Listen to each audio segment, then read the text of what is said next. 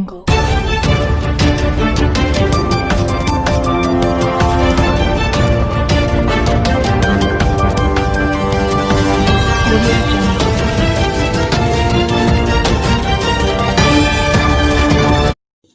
आग्रह करूंगा, हम आजादी के 75 वर्ष मनाने जा रहे हैं। क्या हम हमारी कथाओं में पूरे गुलामी के कालखंड के जितनी प्रेरक घटनाएं हैं उनको कथाओं में प्रचारित कर सकते हैं? विशेषकर 1857 से 1947 तक हर छोटी मोटी घटना से हम हमारी नई पीढ़ी को कथाओं के द्वारा परिचित करा सकते हैं। मुझे विश्वास है कि आप लोग जरूर इस काम को करेंगे। कहानी कहने की ये कला देश में और अधिक मजबूत बने, और अधिक प्रचारित हो और सहज बने, इसलिए आओ हम सब प्रयास करें। श्री मोदी ने स्वतंत्रता सेनानी भगत सिंह को याद किया, जिनकी कल 28 सितंबर को जयंती है। कल 28 सितंबर को हम शहीद वीर भगत सिंह की जयंती मनाएंगे। मैं समस्त देशवासियों के साथ साहस और वीरता की प्रतिमूर्ति शहीद वीर भगत सिंह को नमन करता हूँ। शहीद भगत सिंह पराक्रमी होने के साथ साथ विद्वान भी, चिंतक थे। अपने जीवन की चिंता किए बगैर भगत सिंह और उनके क्रांतिवीर साथियों ने ऐसे साहसिक कार्यों को अंजाम दिया जिनका देश की आजादी में बहुत बड़ा योगदान रहा। शहीद वीर भगत सिंह के जीवन का एक और खूबसूरत पहलू यह है कि वे टीम वर्क के महत्व को बखूबी समझते। प्रधानमंत्री ने कहा कि 2 अक्टूबर पवित्र और प्रेरक दिवस है। यह दिन महात्मा गांधी और लाल बहादुर शास्त्री को याद करने का दिवस होता है।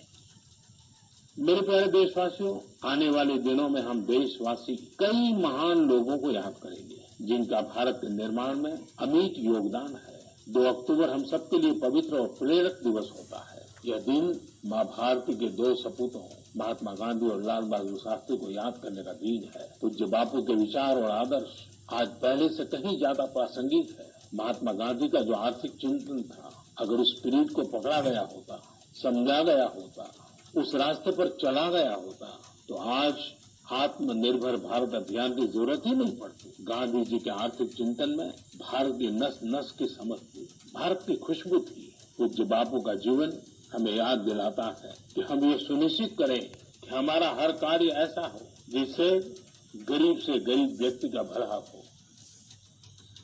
प्रधानमंत्री ने भारत रत्न लोकनायक जयप्रकाश जी का भी स्मरण किया, जिनकी जयंती 11 अक्टूबर को है। उन्होंने कहा कि जेपी ने भारत के लोकतांत्रिक मूल्यों की रक्षा में अग्रणी भूमिका निभाई है। प्रधानमंत्री ने लोगों से इनके मूल्यों को जीवन में अपनाने की अपील की है।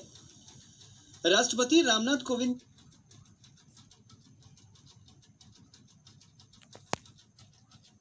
सबसे आग्रह करना से सुन रहे हैं। महात्मा गांधी की 150वीं जयंती के अवसर पर अपनी विशेष श्रृंखला बापू की बात में आज प्रस्तुत है पंचायती राज व्यवस्था के विषय पर बापू के विचार। तो मैं कहता हूँ, दोस्त तो सही तो मेरे घर के दोस्त रहे, लेकिन वो उनके हाथ में हिंदुस्तान का राज नहीं आ सकता है, तब किसके हाथ में? आप लोगों के हाथ में। लेकिन जो मिस्किन 60 करोड़ देहात में पड़े हैं, हिंदू कहो मुसलमान कहो कोई भी, उन मिस्किनों का राज होने वाला है। उसका नाम पंचायत राज है। वो राज के लिए हम सब काम कर रहे हैं और सब जहमत उठा रहे हैं और भी उठाएंगे। चुनाव आयोग ने बिहार विधान परिषद की शिक्षक और स्नातक क्षेत्र की 8 सीटों के लिए चुनाव कार्यक्रमों की घोषणा कर दी है। पटना, दरभंगा, तिरहुत और कोसी स्नातक निर्वाचन क्षेत्र तथा पटना, दरभंगा, तिरहुत और सारण शिक्षक निर्वाचन क्षेत्र में चुनाव होना है। इन सीटों के लिए 22 अक्टूबर को वोट डाले जाएंगे, जबकि 12 नवंबर को मतगणना होगी। चुनाव की अधिसूचना कल जारी होगी। वहीं 5 अक्टूबर तक नामांकन पत्र दाखिल किए जाएंगे, जबकि 6 अक्टूबर को नामांकन पत्रों की जांच की जाएगी। 8 अक्टूबर तक प्रत्याशी अपना नाम वापस ले सकते हैं। ये सीटें नीरज कुमार, दिलीप कुमार चौधरी, देवेश चंद्र ठाकुर, डॉक्टर NK यादव, नवल किशोर यादव, मदन मोहन झा, संजय सिंह और केदारनाथ पांडे के कार्यकाल की समाप्ति के बाद खाली हुई हैं। केंद्र सरकार बिहार विधानसभा चुनाव शांतिपूर्ण और सुरक्षित तरीके से संपन्न कराने के लिए केंद्रीय अर्धसैनिक बलों की 300 कंपनियां भेजेगी। इधर चुनाव आयोग ने विधानसभा चुनाव के दौरान धन बल का दुरुपयोग रोकने के लिए पूरे प्रदेश में सर्विलांस टीम का गठन किया है। इस संबंध में आम जनता द्वारा सूचना देने के लिए टोल फ्री नंबर 1800-3456-213 जारी किया गया है। इस निःशुल्क टोल फ्री नंबर पर अवैध और काले धन से संबंधित सूचना आयकर विभाग को दी जा सकती है। राज्य के पूर्व पुलिस महानिदेशक गुप्तेश्वर पांडे जदयू में शामिल हो गए हैं। मुख्यमंत्री नीतीश कुमार ने आज अपने आवास पर उन्हें पार्टी की सदस्यता दिलाई। इस अवसर पर जदयू सांसद ललन सिंह और पार्टी के कार्यकारी प्रदेश अध्यक्ष अशोक चौधरी सहित अन्य नेता उपस्थित थे। जदयू की सदस्यता लेने के बाद गुप्तेश्वर पांडे ने कहा कि वो मुख्यमंत्री के कामों से शुरू से ही प्रभावित रहे हैं। उन्होंने कहा कि पार्टी जहां से चाहेगी वहां से वे चुनाव लड़ेंगे। जदयू के राष्ट्रीय अध्यक्ष और मुख्यमंत्री नीतीश कुमार ने अशोक चौधरी को पार्टी का प्रदेश कार्यकारी अध्यक्ष बनाया है। पार्टी के वर्तमान प्रदेश अध्यक्ष वशिष्ठ नारायण सिंह के अस्वस्थ होने के कारण अशोक चौधरी को यह जिम्मेदारी सौंपी गई है। बिहार में कोविड-19 रोगियों के स्वस्थ होने की दर देश में सबसे अच्छी हो गई है। स्वास्थ्य विभाग के अनुसार स्वस्थ होने की दर लगभग 92% हो गई है। अब तक 1,64,537 मरीज स्वस्थ हो चुके हैं। इधर राज्य में पिछले 24 घंटों के दौरान कोरोना संक्रमण के 1,527 नए मामलों की पुष्टि हुई है। इसके साथ ही कुल संक्रमितों का आंकड़ा बढ़कर 1,78,882 हो गया है। देश में कोविड-19 से स्वस्थ होने की दर बढ़कर 82.14% हो गई है और 49 लाख से अधिक व्यक्ति कोरोना से पूरी तरह स्वस्थ हो चुके हैं। वहीं 9,56,402 रोगियों का उपचार चल रहा है। भारतीय आयुर्विज्ञान अनुसंधान परिषद (ICMR) के अनुसार कल देश में 9,87,861 नमूनों की जांच की गई।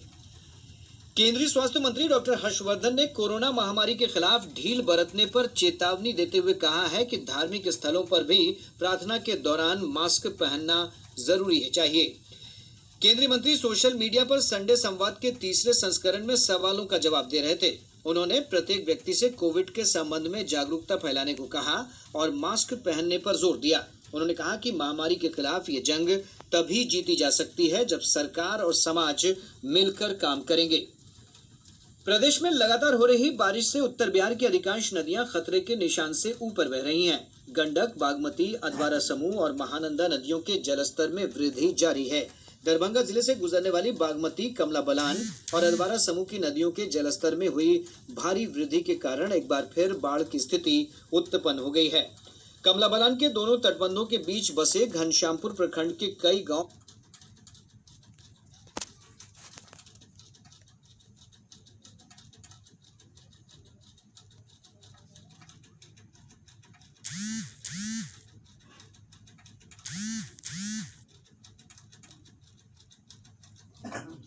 स्थिति गंभीर है। जिले के संग्रामपुर में राष्ट्रीय आपदा मोचन बल के जवान प्रभावित लोगों को सुरक्षित स्थानों पर पहुंचाने का काम कर रहे हैं। इधर अररिया जिला में सिकटी, पलासी, कुरसाकांटा, फारबिसगंज, नरपतगंज, जोकीहाट और रानीगंज सबसे अधिक प्रभावित हैं। वहीं शिवहर में राष्ट्रीय उच्च पथ 104 पर बाढ़ का पानी आ जाने से आवागमन बंद है। भारतीय रेल ने गरीब कल्याण रोजगार अभियान के तहत 25 सितंबर तक बिहार सहित 6 राज्यों में 10,66,000 से अधिक मानव दिवस का सृजन किया है। रेल मंत्री पीयूष गोयल इन परियोजनाओं में हुई प्रगति पर बारीकी से नजर रख रहे हैं। इन राज्यों में लगभग 164 ढांचागत रेल परियोजनाओं का निष्पादन किया जा रहा है। नालंदा जिले के किसान अब जैविक विधि से खेती करेंगे। जिला कृषि पदाधिकारी विभू विद्यार्थी ने बताया कि इसके लिए जिले के 8 प्रखंडों के लगभग 2500 से अधिक किसानों को जोड़ा गया है। 3 साल के पायलट प्रोजेक्ट में हर साल किसानों को खेती के लिए विभाग की ओर से प्रति एकड़ 11,500 रुपए का अनुदान दिया जाएगा। पूर्णिया जिले के जलालगढ़ थाना के ओवरब्रिज के पास 2 वाहनों के बीच हुई टक्कर में एक व्यक्ति की मौत हो गई जबकि 3 अन्य घायल हो गए। सीतामढ़ी जिले के बैरगनिया में एसएसबी के जवानों ने एक वाहन से 20 लाख रुपए के साथ 2 लोगों को हिरासत में लिया है। और अब अंत में मुख्य समाचार एक बार फिर। प्रधानमंत्री नरेंद्र मोदी ने कहा, कृषि क्षेत्र, किसान और गांव आत्मनिर्भर भारत का आधार। आकाशवाणी से मन की बात कार्यक्रम में श्री मोदी ने कहा, किसान अब अपने उत्पाद अधिक दाम पर कहीं भी और किसी को भी बेचने के लिए स्वतंत्र। बिहार विधान परिषद की शिक्षक और स्नातक क्षेत्र की 8 सीटों के चुनाव के लिए कल जारी होगी अधिसूचना। 5 अक्टूबर तक नामांकन पत्र दाखिल होंगे। और राज्य के पूर्व पुलिस महानिदेशक गुप्तेश्वर पांडे जदयू में शामिल हुए। अशोक चौधरी को जदयू का प्रदेश कार्यकारी अध्यक्ष बनाया गया। इसके साथ ही आकाशवाणी पटना से प्रसारित प्रादेशिक समाचार का ये अंक समाप्त हुआ। घर में रहिए, सुरक्षित रहिए और सुनते रहिए आकाशवाणी।